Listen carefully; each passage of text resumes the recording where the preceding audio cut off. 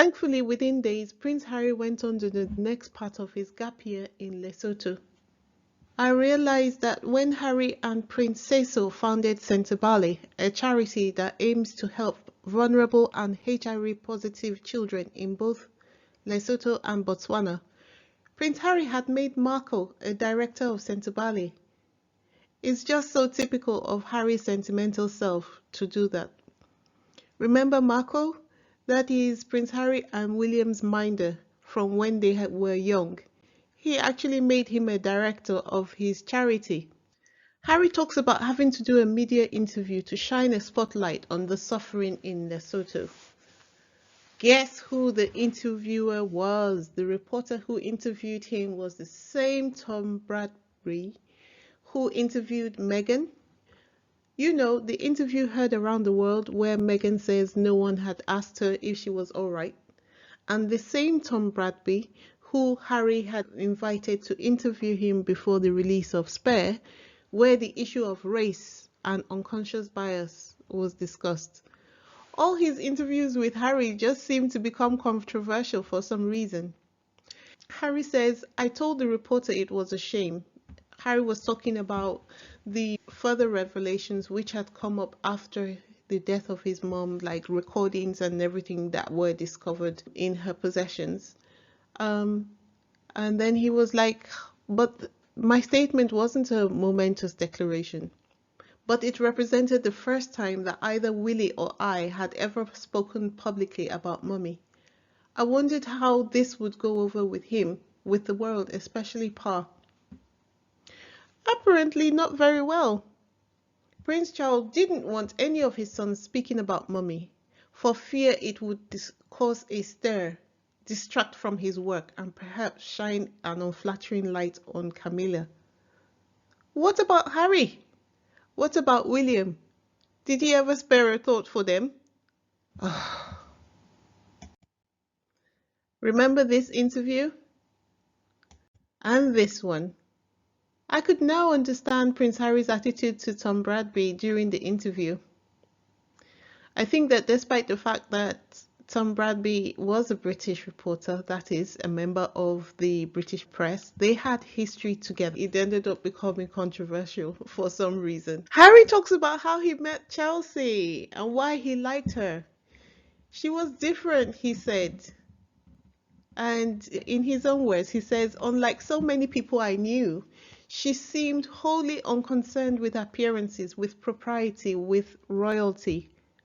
I always wanted to know what it might be like to meet a woman and not have her eyes widen at the mention of my title, but instead to widen them myself using my heart or my mind. This reminds me of his requirement for making friends when he was at Ludgrove. And now also makes me wonder, what was on the list that him and Meghan talked about in their Netflix documentary? Though he saved himself by saying that Meghan was the list, but it would have been fun to actually see what was on the list. And then he brought Chelsy to the UK, and it all fell apart. The pressure of the media spotlight on their relationship was just something that Chelsy wasn't used to. She just wasn't sure that she wanted to live that way. And just looking at her, she just seemed to be such a fun, easygoing type of person. And so when Chelsy and George returned to their respective homes, Harry met Tej and Mike. They were filmmakers who had projects going on around the area where he was in Lesotho. And he really liked them. He actually described it as falling in love with them. To the point where he actually called Tej Mom accidentally. Harry loved their love story. It makes you just wonder whether they were his model for the relationships that he went on to have. The next significant thing that happened after he returned from Lesotho was that he undertook the initial test to join the British Army as an officer, and he passed. But in my mind, I was just thinking, can you imagine what it's like to have every significant milestone in your life reported in the newspapers. What if he had failed? And in the typical fashion, I suppose this is just life. When you have some success and right behind it just seems to come some bad news. So just after he was just coming down from his high of passing the test to join the army, and then his father decides that he would announce that he would be marrying Camilla, despite his and William's pleas to their father not to marry her. So Harry takes the time to explain his feelings about his father marrying Camilla, which, if you put it into context, well, in summary, his own feelings were that even though he was worried about seeing less of his father, and Camilla had sacrificed him on her personal PR altar, he could see that Camilla made his father happy. And in the end, that was all that was going to matter.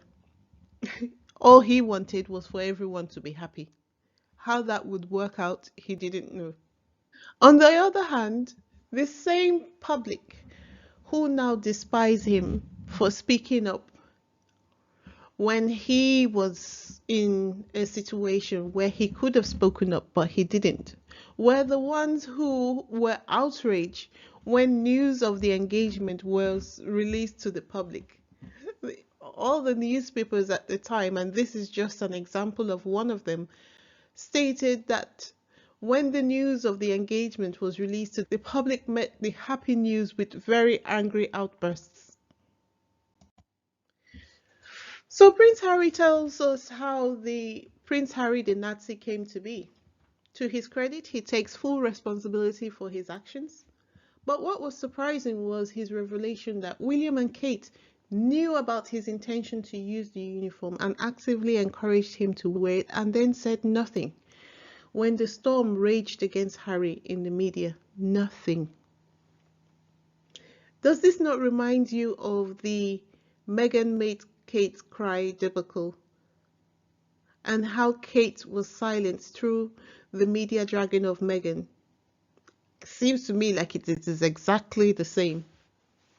And then, although they commonly say that the royal family's motto is never explain, never complain, somehow, though, the media managed to get a statement from William saying he was gobsmacked by Harry bringing up the Nazi uniform story. Notice that this is not a denial, just a how dare you talk about this story.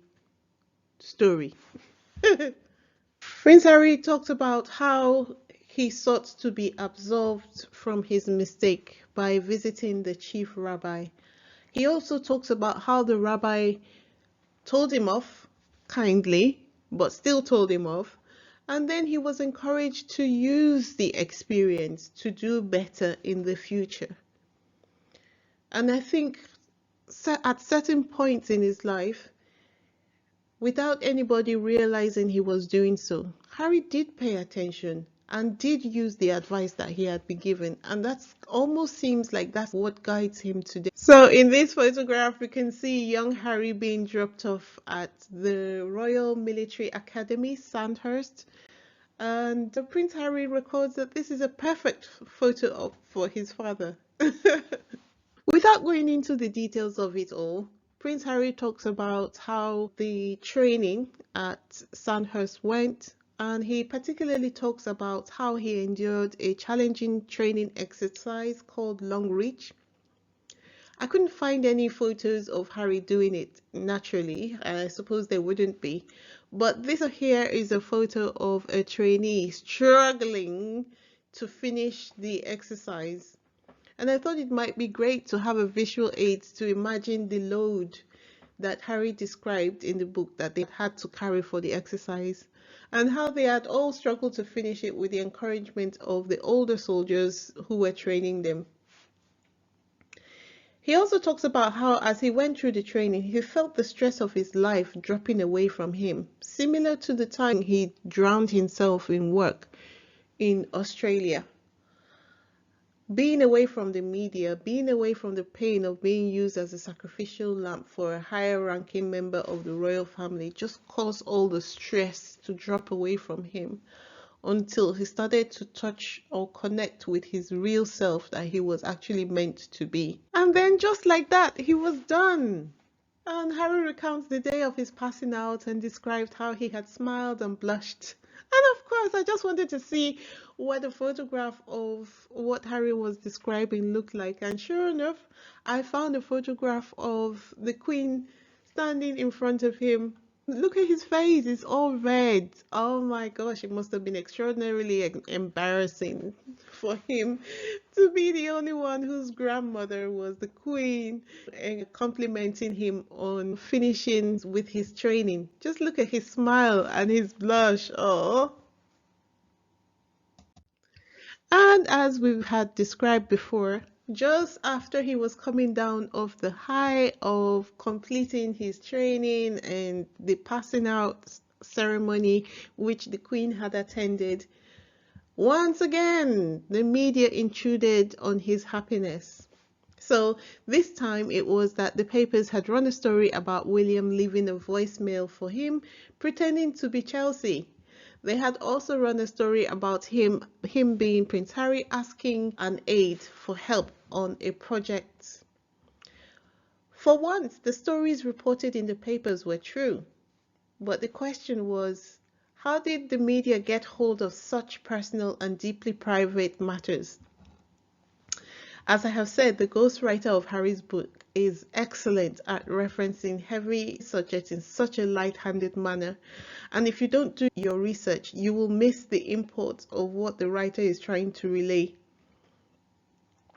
Because these two stories relate to the phone hacking trial of the News of the World, where voicemails from Prince William and Harry were found in the home of a former News of the World correspondent, Clive Goodman. And we all know what happened to the News of the World. So this is where we'll end this review. And this is the end actually of part 1 of the book. I think I inadvertently found the rhythm of the book, and this section ends where Prince Harry's training ends, just before he heads off for his first tour in Iraq. What have you thought so far? Sending Harry off to Australia and Africa, where he was away from the media spotlight and the politics of the palace, freed Harry to be himself, to find himself. He found spaces where he could exhale, be himself, and thrive.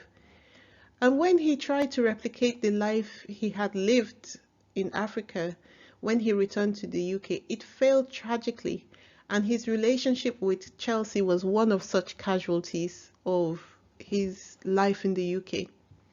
So is it any wonder that when he found Meghan, and it seemed that the media were going to intrude on his relationship with Meghan and cause it to fail, that he would move the heavens to keep his wife?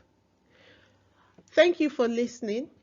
Please like, subscribe, and put on your notification bell so that when next I upload my next video, you'll be the first to know. Thank you for watching once more. Bye.